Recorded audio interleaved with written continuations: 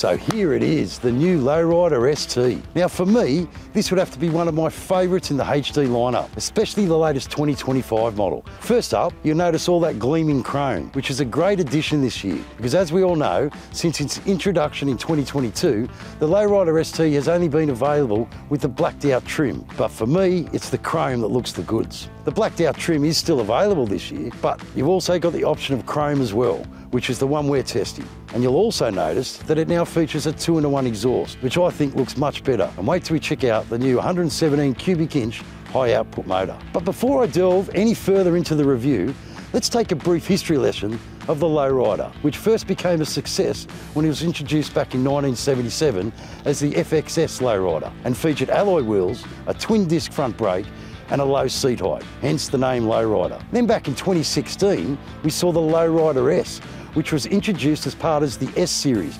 alongside the Fat Boy S and the Softail Slim S, and was predominantly aimed to blend dark custom style with performance, something HD nailed with purpose. Now this was followed up in 2022 with the release of the extremely popular Low Rider ST, which included a frame-mounted FXRT inspired fairing from the 1984 Sport Glide, along with the clam-style panniers. We saw it released in 2 colours the first year, black and gunship grey, while for the second model year, it was available in black and white sand pearl. And we also had the icons too, with the Diablo and the Fast Johnny, along with the Enthusiast with that striking tobacco fade colourway. Well, for 2025, they've taken the Low Rider ST to an entirely new level, and it's so impressive that if you were to purchase one, it may well be the last bike you ever purchase, as you probably won't ever find the need to upgrade. And there are 3 variations on the 117 motors in the Softail range now, and they fit into 3 categories, with the Classic being the Street Bob and Heritage, the Custom being the Breakout and the Fat Boy, while the high output, that's saved for the Low Rider S and the Low Rider ST. And what a peach of a motor.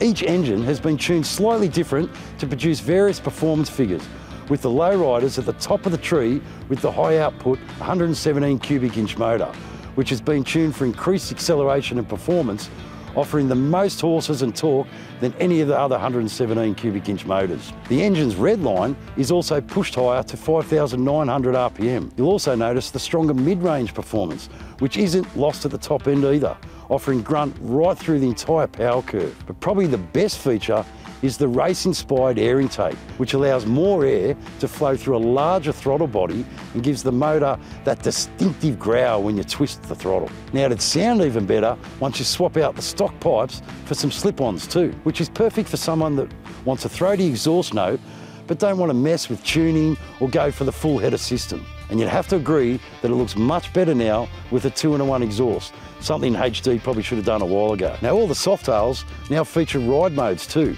which is a great inclusion to the new models. Road mode is basically what you'd be used to on a HD which doesn't have any ride modes, whereas rain mode obviously dampens throttle response while heightening safety interventions. But sport mode, well, that's where it gets up and really starts to dance, especially the Low Riders with this high output motor. And what I did notice with the high output motor, you won't find the need to be in sport mode all the time, as road mode feels just as powerful but is a little more comfortable with the throttle, which is perfect for riding around town. I will say the ergonomics may not suit everyone, especially with the mid-mount controls, which obviously place your knees a little higher.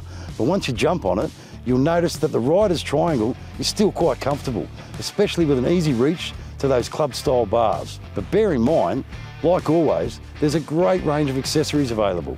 So if you don't like the height of the bars, there are other options available, which is the same for the seat, and you can even fit up a set of forward controls if you don't like the mid-mounts. But for me, it's that sporty riding position that defines the Low Riders, allowing for some really aggressive riding. You'll always feel in complete control when you're hustling through the twisties too, and it's just as comfortable if you're simply cruising along the freeway. And like the entire Softail range in 2025, they've gone from a progressive rate spring to a straight rate spring, making the suspension feel a lot better. And once again, it features great feel through the front end with the Brembo dual disc brakes along with those inverted forks. You'll also notice that it now features LED lighting all round, along with the more traditional Speedo, which now features a mix of both digital and analog. Personally, I think it's much better than the smaller digital gauge previously. And how good does that old retro wing HD logo look across the tank, which we first saw back on the Tour Glide in 1980, and it's a great homage to their past. Now to the striking colours and trims available in 2025. In the chrome trim, it's available in Blue Burst, which you see here, and there's probably my pick of the bunch, Vivid Black and also Billiard Grey.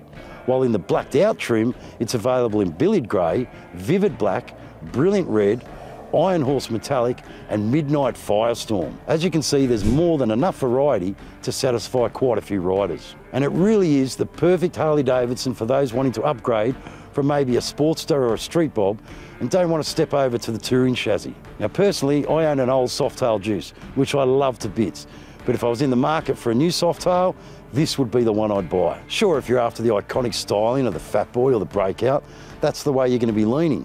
But for those that do a lot of riding and like the extra performance, the Lowrider ST is the model for that, which takes the Lowrider S to the next level with the added benefit of the clam style panniers and the front fairing, especially if you enjoy a little bit of touring. Okay, so strap yourself on as we take it for a quick burn and show you just how good the new Lowrider ST feels and performs out on the road.